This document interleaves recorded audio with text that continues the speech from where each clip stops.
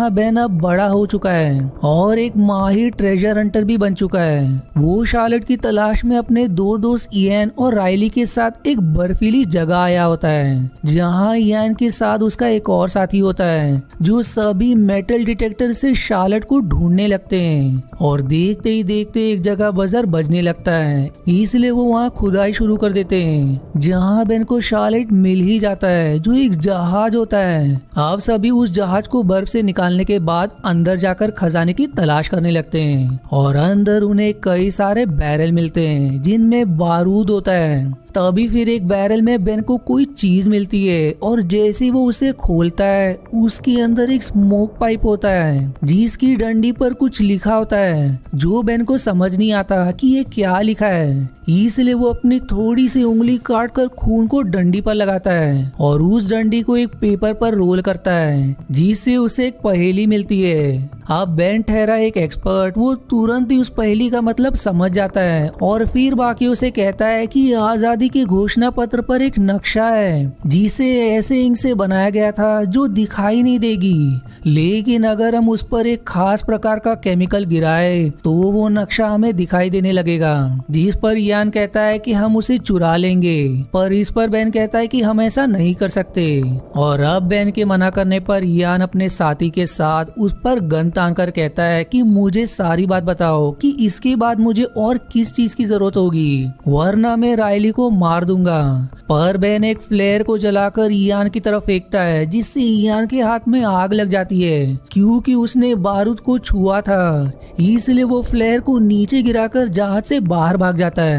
वहीं बेन भी राइली के साथ जहाज की एक सुरक्षित जगह छिप जाता है और फिर उस फ्लेयर के कारण पूरा जहाज विस्फोट हो जाता है, जिसके बाद इयान वहां से भाग जाता है। अब बेन और राइली जहाज के मलबे से बाहर आकर FBI वालों को सूचित कर देते हैं कि कोई घोषणा पत्र को चुराने वाला है, लेकिन FBI वाले उनकी बात को नहीं मानते क्योंकि उसे चुराना आसान काम नहीं है। इसलिए वो दोनों उस म्यूजियम जिसमें घोषणा पत्र को रखा गया है उसकी मैनेजर एबिगेल से मिलते हैं, जहां उन्हें म्यूजियम की 70th एनिवर्सरी का कार्ड भी मिलता है। वहीं फिर एबिगेल की केबिन में बेन को कुछ सिक्कों के कलेक्शन मिलते हैं जिनमें एक सिक्का गायब होता है। वो फिर एबिगेल को बताता है कि इसका गायब सिक्का मेरे पास है, जिस पर एबिगेल कहती है कि तब तो तुम भाग्यशाली हो। जिसके बाद बेन उसे भी घोषणा पत्र की चोरी के बारे में बता देता है, लेकिन वो भी उनका विश्वास नहीं करती, इसलिए वो दोनों वहां से बाहर आ जाते हैं।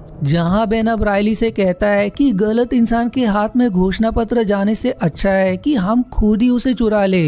इसलिए वो दोनों म्यूजियम की 70th एनिवर्सरी वाले दिन घोषणा पत्र चुराने की योजना बनाने लगते हैं। अब एनिवर्सरी वाले दिन योजना के अनुसार सबसे पहले राइली म्यूजियम के बाहर एक ट्रक में होता है, जहां वो सभी कैमरा को हैक करके उनका एक्सेस प्राप्त कर लेता है। वहीं बेन एक गार्ड की ID की फोटो निकालकर उसकी जगह अपनी फोटो डाल देता है, जिसके बाद वही सिक्का जो उसके पास है उसे केमिकल में डुबाकर एबिगेल को गिफ्ट करके भेज देता है, जिसे देख एबिगेल खुश हो जाती है। इधर राइली घोषणा पत्र के पास लगे हीट सेंसर पर लेजर मारता है, जिससे उसके सेफ्टी हीट सेंसर्स अलार्म बजने लगते हैं। इसलिए तुरंत ही घोषणा पत्र को बेसमेंट में लाया जाता है, जिसकी सूचना एबिगेल को मिलती है, इसलिए वो तुरंत वहां आती है। और अब बेसमेंट में पहुंचने के लिए वो अपना फिंगरप्रिंट डालने के बाद कीबोर्ड पर अपना पिन एंटर करके बेसमेंट में आती है, जहां घोषणा पत्र सुरक्षित रखा होता है।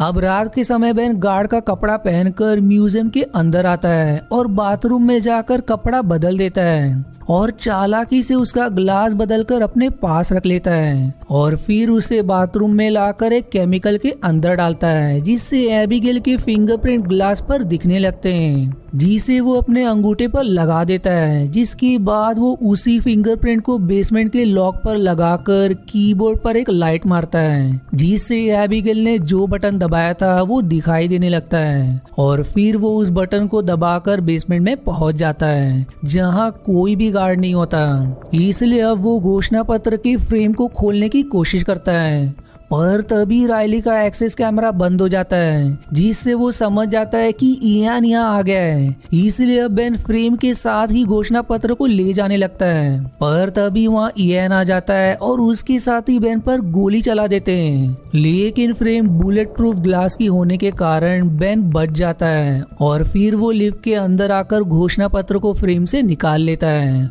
और जैसे ही वो म्यूजियम से बाहर आने ही वाला होता है, एक फीमेल जो घोषणा पत्र की कॉपीज बेचती है वो बेन से सवाल करती है कि तुम ये कॉपी चुरा कर क्यों ले जा रहे हो, जिसे देख बेन घबरा जाता है। पर फिर वो उसे पैसे दे देता है, लेकिन उसके पास उतने पैसे नहीं होते, इसलिए वो कार्ड से पेमेंट करके म्यूजियम के बाहर आ जाता है। पर तभी उसके पीछे एबिगेल भी आ जाती है, जो बेन से कहती कि वो तुम ही हो ना जो पत्र चुराना चाहता है। और तभी म्यूजियम का अलार्म बजने भी लगता है, क्योंकि गार्ड्स बेसमेंट में आ चुके होते हैं और घोषणा पत्र को वहाँ पे ना पाकर FBI वालों को खबर कर देते हैं। इससे अब एबिगेल को बेन पर शक हो जाता है, इसलिए वो सिक्योरिटी को बुलाने लगती है। पर बेन वो पत्र उसे देकर वहाँ से जाने लगता है। पर तभी वहाँ इयान अपने साथियों के साथ आ जाता है और एबिगेल को अपनी वैन में डालकर वहाँ से ले जाता है। पर अब उसके पीछे बेन और रायली पड़ जाते हैं। वहीं एबिगेल चालाकी से वैन का दरवाजा खोलने की कोशिश करती है, जिससे वो दरवाजे पर ही लटक जाती है, जिस दौरान इयान उससे वो घोषणा पत्र ले लेता है। वहीं अब बेन काफी मशक्कत के बाद एबिगेल को बचा ही लेता है,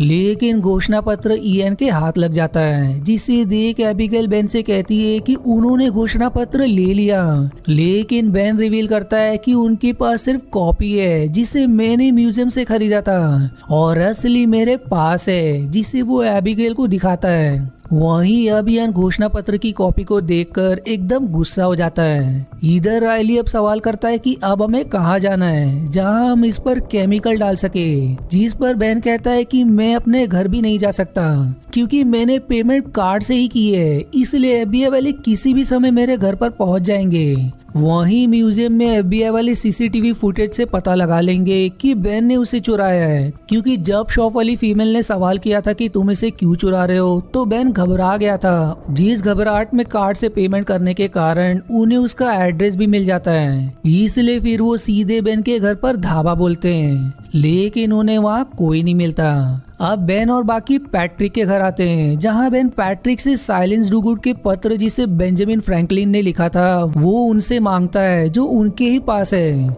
दरअसल जब बेन ने पाइप पर मिली पहेली सुलझाया था तो उसमें उसे एक लाइन में साइलेंस लिखा हुआ मिला था, इसलिए वो उसी समय समझ गया कि इसका साइलेंस डूगुड के पत्र से कोई ना कोई संबंध जरूर है। लेकिन पैट्रिक उसे एक बुरी खबर देते हैं कि उन्होंने उसे फिलाडेल्फिया के फ्रैंकलिन इंस्टीट्यूट को दान कर दिया है, जिसे सुनकर बेन दुखी हो जाता है। वहीं दूसरी तरफ इयान भी उस पहेली के जरिए साइलेंस डूगुड के बारे में जान जाता है। अब इधर कोई रास्ता ना होने पर बेन और बाकी घोषणा पत्र पर नींबू का रस लगाकर फूंक मारते हैं, जिससे उन्हें कुछ नंबर्स लिखे हुए मिलते हैं। बेन फिर उन सभी नंबर्स को नोट करके कहता है कि ये नंबर साइलेंस डूगुड के पत्र के पेज नंबर, लाइन नंबर और वर्ड नंबर है। अब इतना मालूम होने के बाद वो सभी फ्रैंकलिन इंस्टीट्यूट के लिए निकल जाते हैं, जहां बेन और एबिगेल एक मॉल जाकर अपने कपड़े बदल लेते हैं ताकि वो आसानी से किसी के पकड़ में ना आ जाए। वहीं रायली एक बच्चे को इंस्टीट्यूट के अंदर भेज देता है, जहां वो साइलेंस डूगुड के पत्र के उन पेजेस और लाइन के वर्ड्स को नोट कर रहा होता है। और तभी वहाँ इयान भी आ जाता है, जो उस बच्चे को वर्ड्स नोट करते हुए देख लेता है।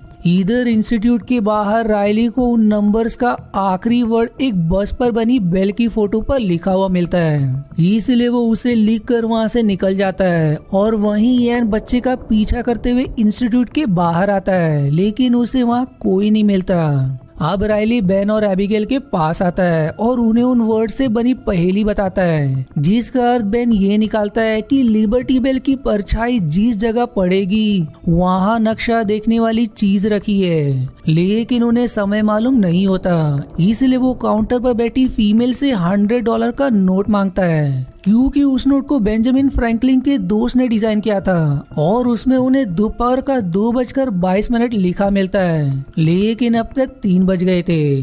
पर रायली कहता है कि इसका टाइम वर्ल्ड वॉर 1 के बाद बदल दिया गया था, यानी कि अभी भी 2 बज रहे हैं। इसलिए तीनों भागते हुए लिबर्टी टावर के ऊपर आ जाते हैं और तभी टावर की परछाई एक दीवार पर बने एक ईंट पर पड़ती है और जब बेन उस ईंट को निकालता है तो उसे उसके अंदर एक चश्मा मिलता है। इसलिए अब तीनों उस चश्मे से घोषणा पत्र को देखते हैं जिसमें उन्हें एक सिंबल दिखाई देता है और साथ ही वहाँ हियर एट द वॉल लिखा मिलता है जिसमें हियर में 2 ई होते हैं और तभी उन्हें वहाँ ईएन के आदमी दिखाई देते हैं। इसलिए बेन घोषणा पत्र का खाली डब्बा अपने पास रख लेता है और असली वाला एबिगेल को दे देता है, जिसके बाद अब तीनों अलग होकर वहाँ से भागने लगते हैं।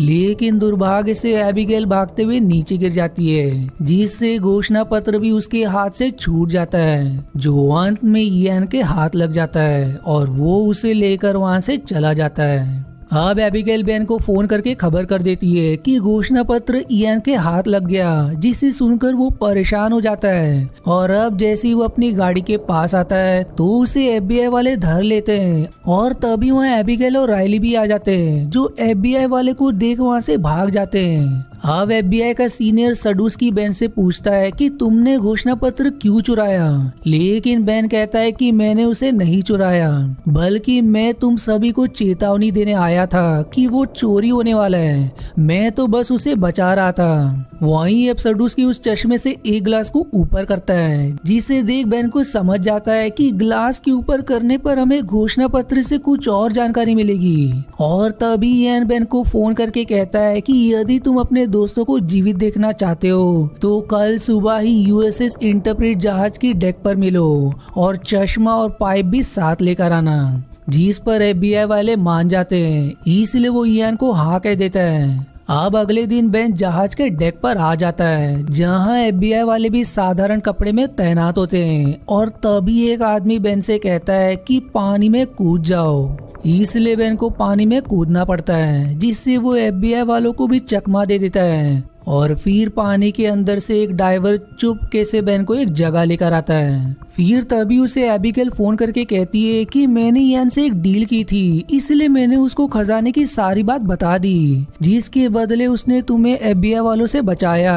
जिसके बाद बेन ईएन से मिलता है जो उसे खजाने के बारे में पूछता है, जिस पर बेन कहता है कि हम अभी जिस जगह खड़े हैं वहाँ एक दीवार थी जिससे अंग्रेजों को अंदर आने से रोका जाता था और उस दीवार का नाम पहले हियर था जिसे बाद में बदलकर हियर एट द वॉल कर दिया गया और यही वो खजाना है, जाओ और ढूंढ लो। पर ईएन को लगता है कि उसने पूरी बात नहीं बताई, इसलिए फिर वो बेन को उसके पिता को दिखाता है जिन्हें उसने बंदी बनाया होता है। वो अब धमकाता है कि तुम मुझे सारी बात बताओ।